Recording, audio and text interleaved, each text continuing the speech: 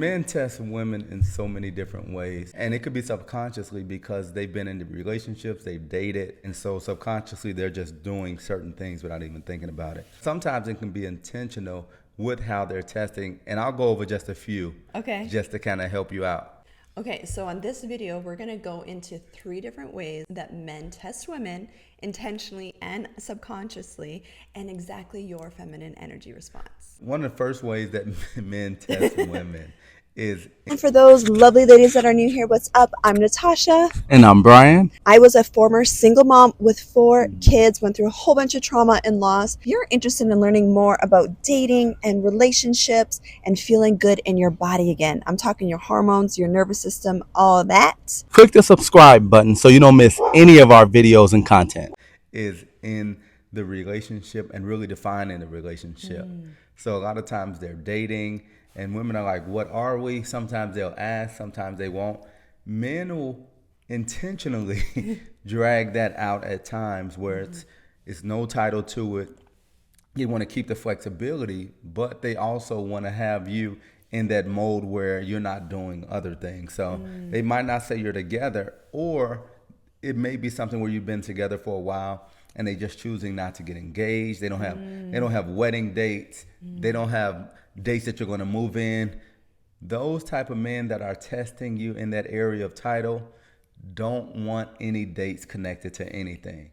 They just want to keep it open because what they'll say is, we're having so much fun, things are working out so well, I don't want to mess it up. I don't want a piece of paper to dictate who we are. Those type of things, when men say that, they're really avoiding and are not ready to move forward with you, but they want your presence. It could be that they enjoy being around you, what you're doing for them, or whatever the case is, but they don't want to put a title on not only the relationship, but anything involving you two. And they might even also introduce you as her, as friend, as this my girl, or this my, this good people right here. Good people. Oh my gosh, ladies, if he introduces you as good people, you need to run away in that moment. Yes, but he'll never officially say, this is the lady that I'm with, this is my fiance. Those words won't come out of his mouth because he's always making sure he's protecting himself in case there's somebody else around. That's so good. So what do you think women should do in that situation? And then I'll give you the feminine energy response here. First, you shouldn't be asking him, what are we? Because if you have to ask him, what are we, then you're nothing. That's just automatic, because men that want to be with you are going to let it be known. She's with me. This is my lady. This is my wife. This is the person that I'm choosing to be with. Whatever way that you guys agree to be introduced, he's going to make sure, because what men do is make sure they mark their territory. So if they go out, okay, this one right here is spoken for, right? That's kind of what men want to let other men know. So if he's not making it known any titles, what you should do is really just, we talk about this in the Feminine Energy Academy, is continue or start rotationally dating, because you're not in a relationship. No title means no relationship. I don't care how much he tells you he loves you, how much he tells you he wants to be with you. He just can't see himself without you. If he hasn't put a title on it that's to your liking, and for us, that's dating for marriage and being your fiance. If he hasn't put that title on it, then he's not looking at you that way. So don't argue with him. Don't get upset. Don't try to convince him.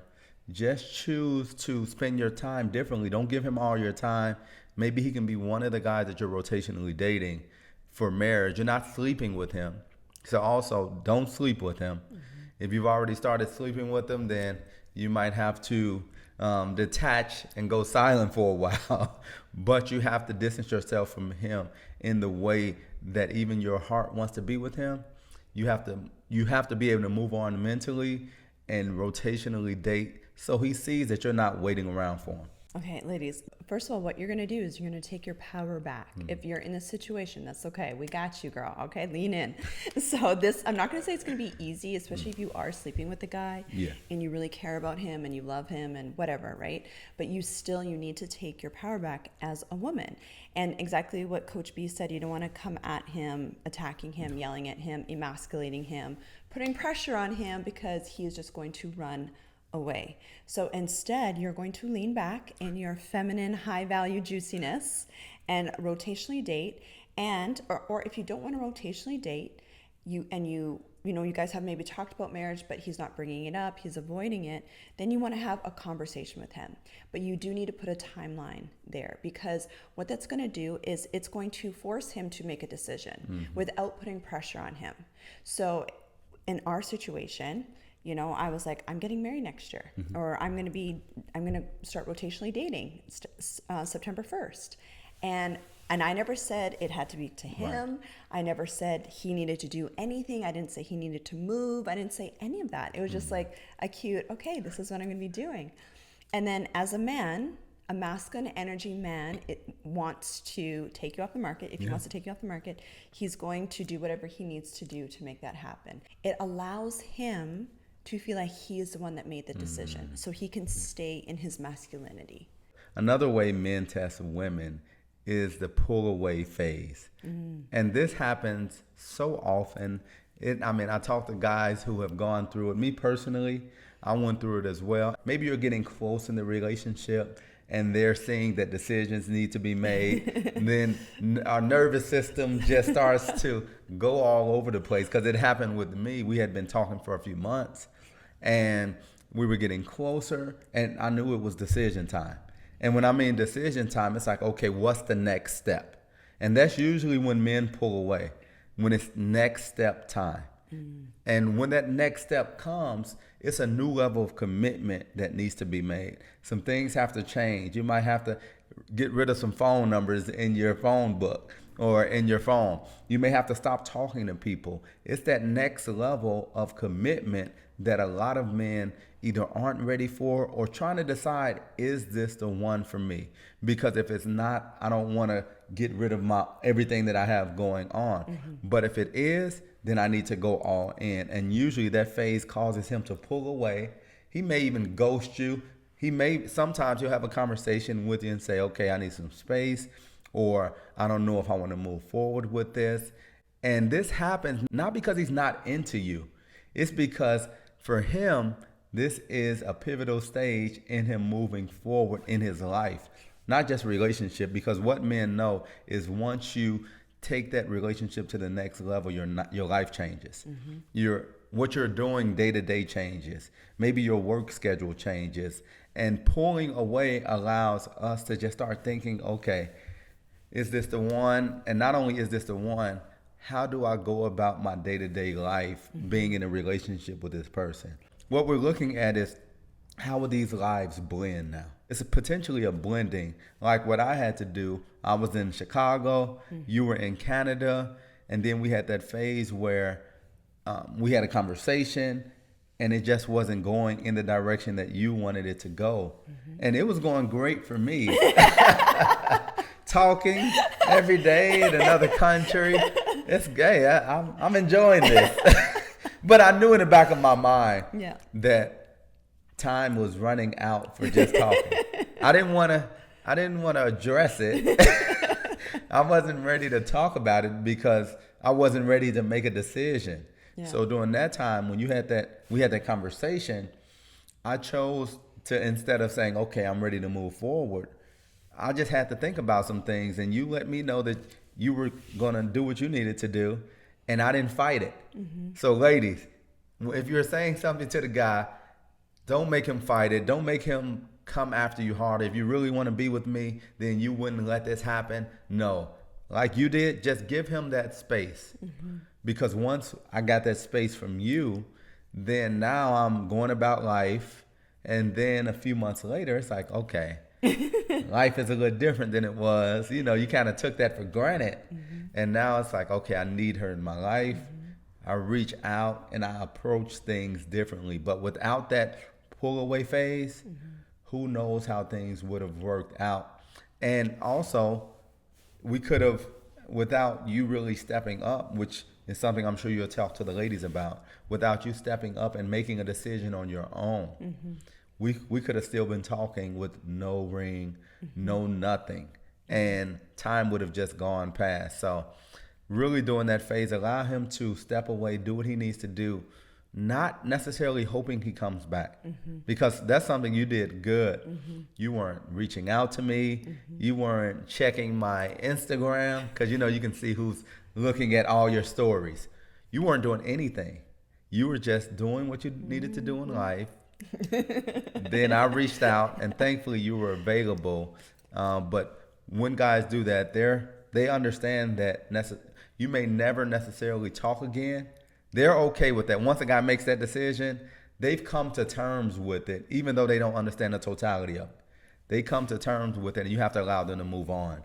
And hopefully things will work out later. That's so good, babe. When a man pulls away, the last thing you want to do is start chasing him. And chasing him means you're obsessing in your thoughts. You might not be texting him, but you might be thinking about him, talking to your girlfriends about him. You're still in your chasing energy as a woman. Okay, checking your phone every 2 seconds, checking his Instagram. I really hope you don't have like a fake account. Like that is so extreme when people do stuff like that. That's crazy. Like you really need inner healing if that's what you're doing. Okay, babe, I love you. Anyway, hopefully you're not doing any of that. But it's so important that you give him space, not so that he comes back, but so that you just completely detach. It's healthier for you. You take your power back. And what happens is you become super magnetic, because now you're in this energy where you're not needy. You're not in a pick-me energy. You're not angry. You're not bitter and jaded and wall is up and guarded either. You're just in your fun, amazing, high value, okay, do your thing, like I'm good, and you have other stuff going on, and so you're not obsessing about him. What will naturally happen, and once again, you're not doing this for him to come back. Right. You're doing, like, for example, when we stopped talking, we went through that phase. I mean, I literally thought we were never going to talk again, and I thought he was amazing, but I moved on. Right. And I actually spent a lot of time doing my inner healing. I actually took a period of time and got closer with God and just really did a lot more inner healing, because I couldn't really understand why such a great thing that was going on between us, there was like literally no issues, how it could fall apart. Right. And so I was like, okay, let me take this to God, and deal with this. And it's so interesting, because then I was like, okay, I'm going to go back on the dating scene. I'm going to go back on the dating apps. I'm going to start rotationally dating again. And before I was even able to do that, he was already at my front door in Canada and saying, no, we're going to get married. So no, and what also happens with guys during that phase, like what happened with me, is you're considering your life and lifestyle. So considering work, moving to a new country, considering, okay, I'm taking on not only her, but she has 4 kids. So that's a mental, physical, and financial thought that you have to think about. And for me, that was my kind of hesitation. It wasn't that I didn't like her, didn't want to be with her. It was looking at what I needed to take on and making sure I was comfortable with doing that, and making sure that I was just ready to take on a family and not just a relationship. So guys can do it and not be upset at you. They can do it and really want to be with you. But most men just sit and contemplate every situation when they're deciding if this is the person that I want to marry. And once I was able to figure that out, then I was more comfortable. Then we were able to have those discussions about us being together. Okay, also, babe, how do men test women when it comes to boundaries? Oh, that's so good. Men testing, and I'll just give an example of myself, because when we started dating, and for marriage, the conversation was had that we're going to wait until marriage. You initiated that conversation. I didn't initiate the conversation. Just to let you know. That wasn't something I was like, let's talk. But it's true. But having that conversation, it let me know, for one, that you were the type of woman that I would want to be with, because that was important to you, not just allowing anyone that you're talking to be with you in that type of way. But also, I didn't just take it and say, okay.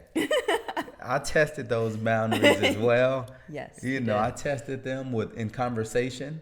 I tested them in person. In action. Yes, in action. So I tested them in a few different ways, not because necessarily it was two-part, right? For one, you were testing to see if what you're saying is true, because you can say anything, and like I tell the ladies in the community and the ladies online, don't go by what a man says, go by what he does. So men think like that as well, because a lot of men have heard women say a lot of stuff, like, okay, no, I would never do that, or this is new to me, or whatever the case is, and then you look like a vet when it comes down to, or you do it easily, even though you just said that you don't do it. So by nature, men are going to test that, not only to see if you're willing to do it for them, but just to see how you are as a person. Do you hold your boundaries?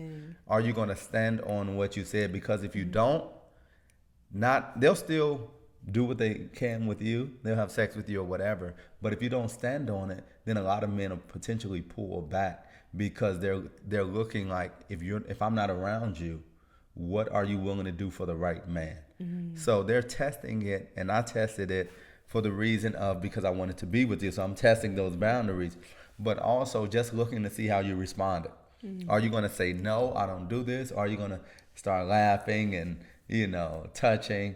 That will give a sign to a man like, okay, this might be an opportunity. She might not be as strong, as solid on this. It boils down to them seeing if you're wife material. Ooh, okay.